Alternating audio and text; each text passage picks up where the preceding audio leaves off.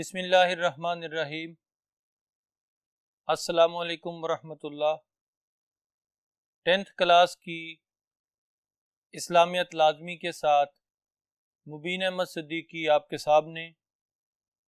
آج ہم موضوعاتی مطالعے کے چیپٹر نمبر 5 کو پڑھنے جا رہے ہیں، جس کا تعلق حقوق العباد سے ہے، نبی کریم صلی اللہ تعالی علیہ وسلم کی تعلیمات اور ارشادات کی روشنی میں۔ آئیے بورڈ پر چلتے ہیں۔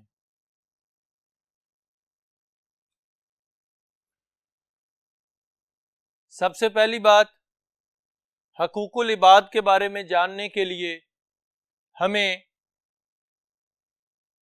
حق کا جاننا ضروری ہے کہ حق کسے کہتے ہیں۔ کسی چیز کو، کسی انسان کو اس کا حق دینا، اس سے مراد کیا ہے؟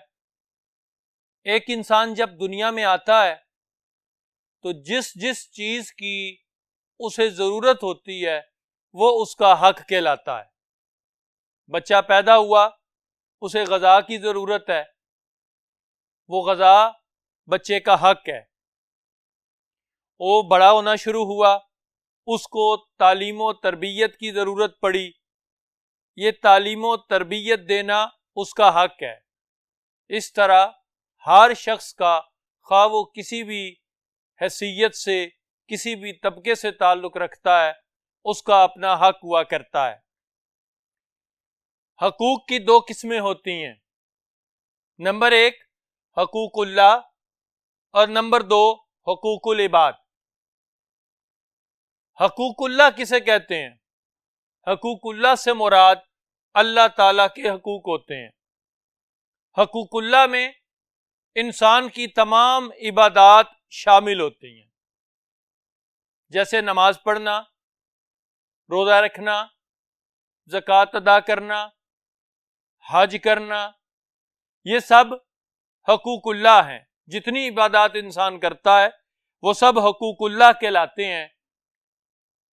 جو زکوٰۃ کا ذکر ہوا، زکوٰۃ کا تعلق حقوق اللہ سے بھی ہے اور حقوق العباد سے بھی ہے۔ دوسرے نمبر پہ باری آتی ہے حقوق العباد کی۔ حقوق حق کی جمع ہے، عباد عبد کی جمع ہے، یعنی بندے کے حقوق، انسان کے حقوق۔ حقوق العباد کا معنی بندوں کے حقوق۔ اگر ہم اس کی اہمیت کی طرف دیکھیں تو انسانی معاشرہ ایک دوسرے کے ساتھ تعلقات کا پابند ہوتا ہے۔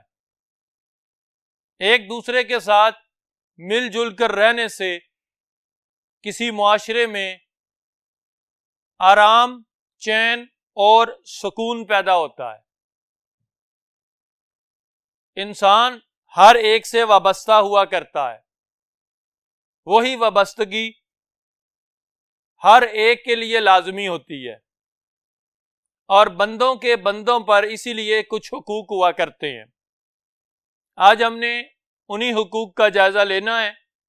نبی کریم صلی اللہ تعالی علیہ وسلم نے ارشاد فرمایا، قیامت کے دن اللہ تعالی انسان کے گناہوں کو معاف فرمائے گا، لیکن اگر کسی انسان کا تعلق کسی دوسرے انسان کے حق کے ساتھ ہوگا تو اللہ تعالیٰ اسے کبھی معاف نہیں فرمائے گا۔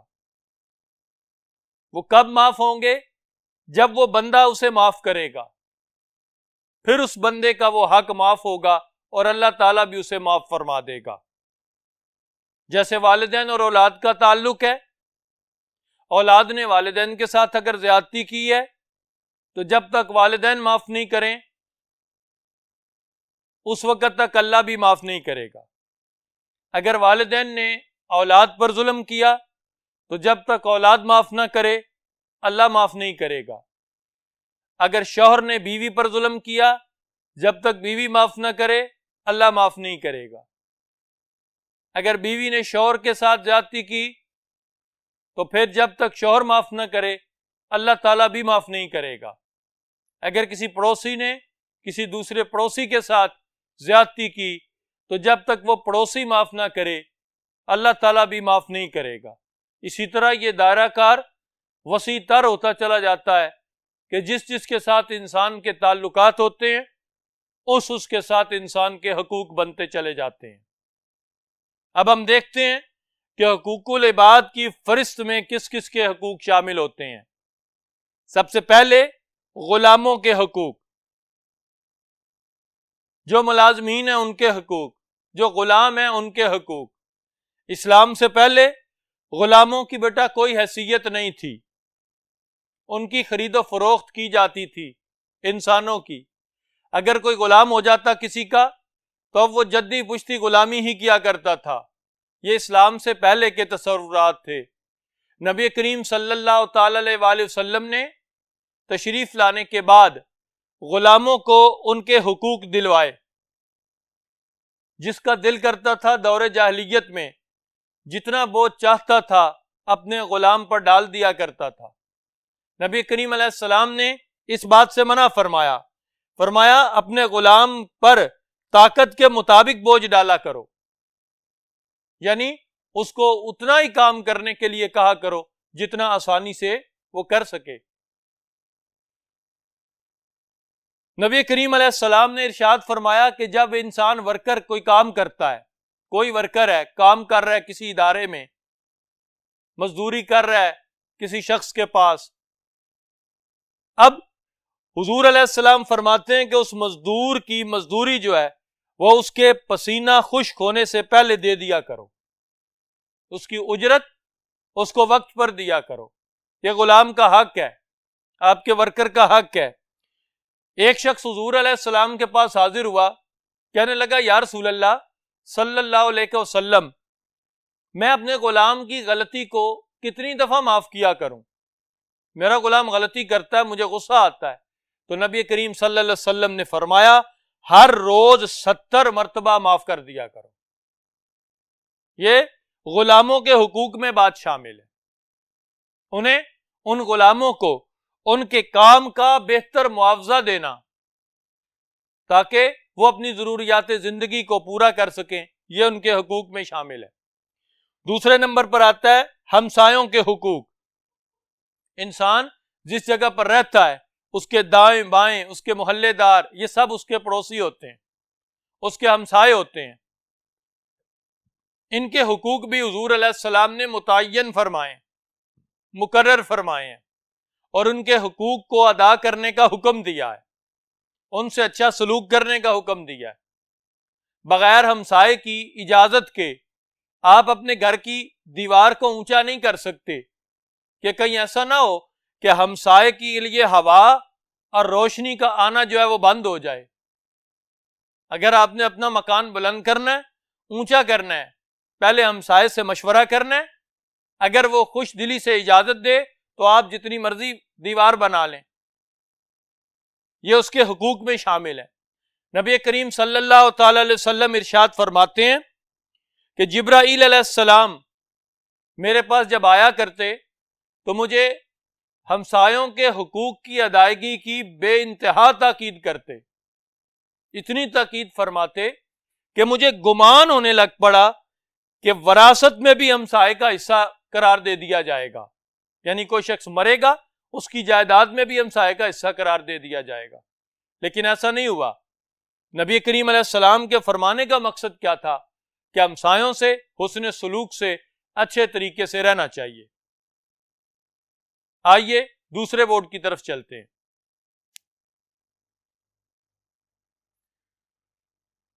نمبر 3، ماں باپ کے حقوق، والدین کے حقوق۔ جب انسان دنیا میں آتا ہے سب سے پہلا واسطہ انسان کو اپنے والدین کے ساتھ پڑتا ہے،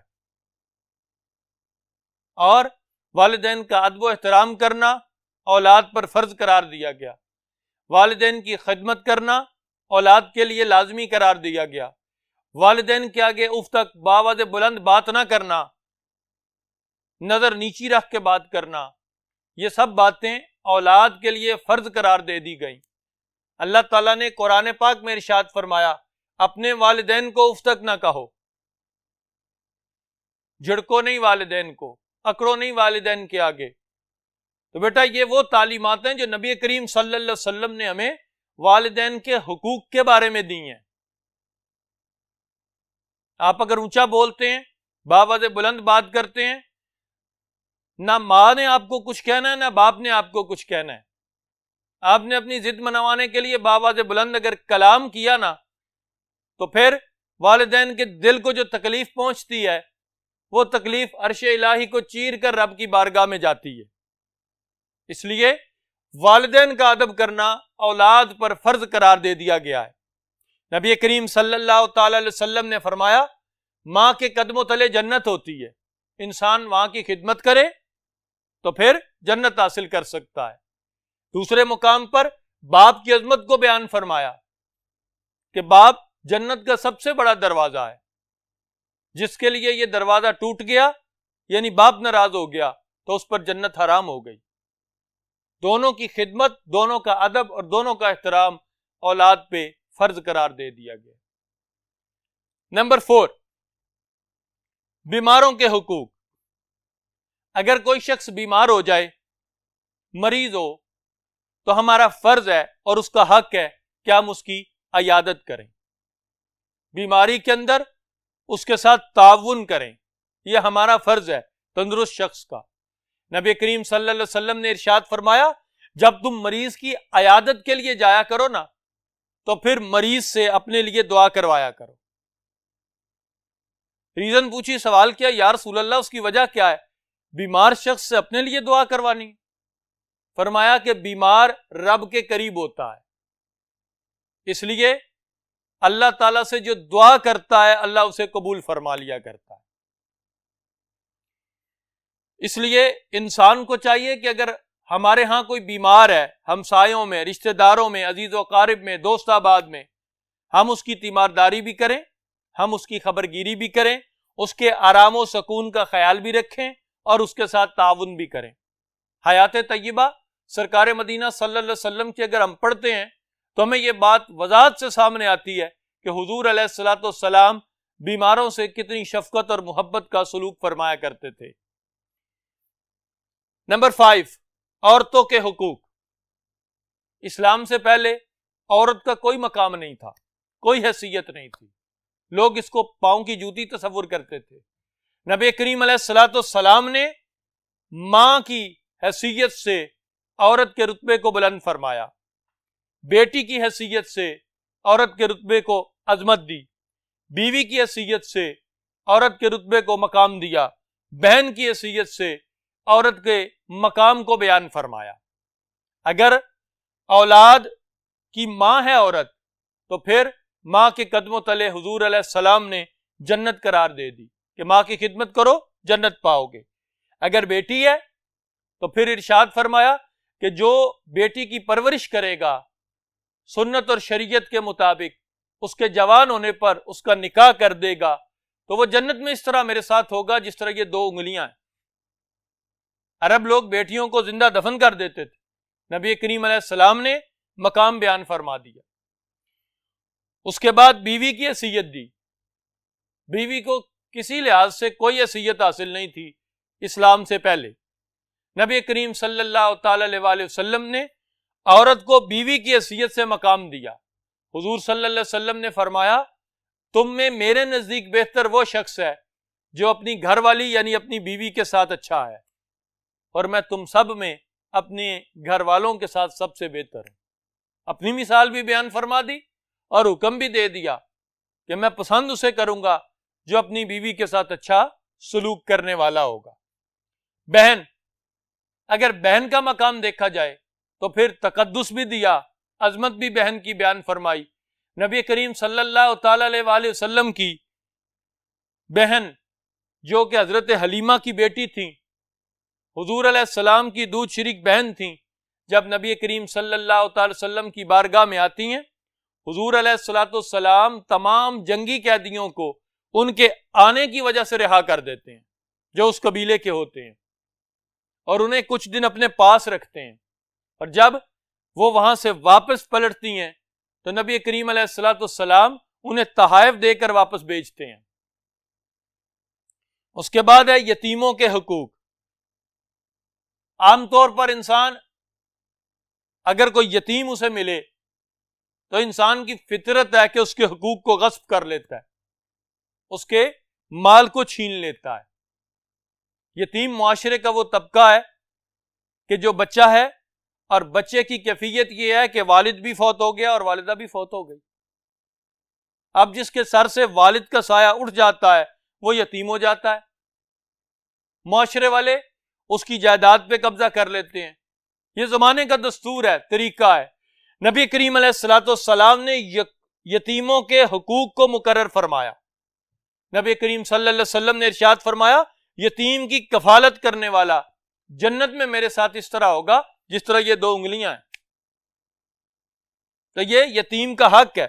قرآن پاک میں واضح ارشادات موجود ہیں. فرمایا کہ اگر کوئی یتیم دیکھو نا تو اس کے مال کو مت کھاؤ، اس کے مال کی حفاظت کرو.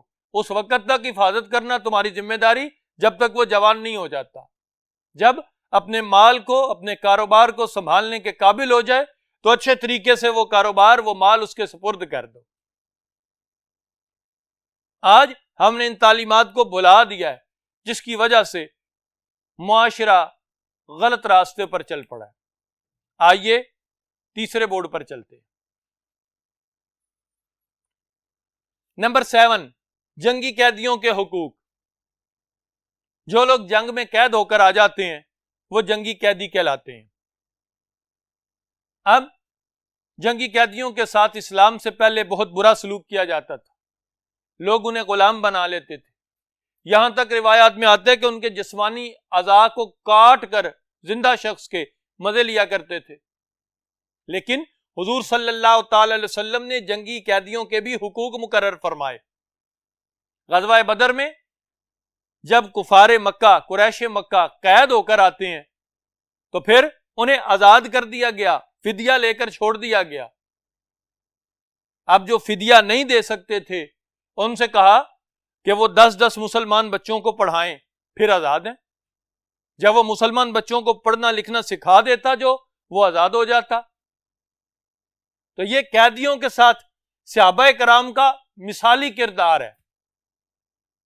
وہ ان کو ستایا نہیں کرتے تھے، تکلیفیں نہیں دیا کرتے تھے، ان پر ظلم اور زیادتی نہیں کرتے تھے، کیونکہ نبی کریم صلی اللہ علیہ وسلم کی یہ تعلیمات بالکل نہیں ہیں. اس کے بعد باری آتی ہے اولاد کے حقوق.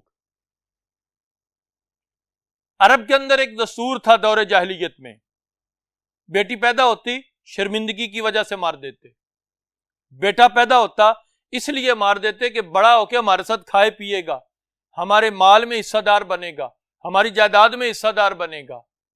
تو اللہ تعالیٰ نے یہ ارشاد فرما دیا، قتل اولاد کی ممانعت فرما دی، بلکہ اولاد کی پرورش کرنے والے کو جنتی قرار دیا، اچھی تعلیم و تربیت کرنے والے کو جنتی قرار دیا.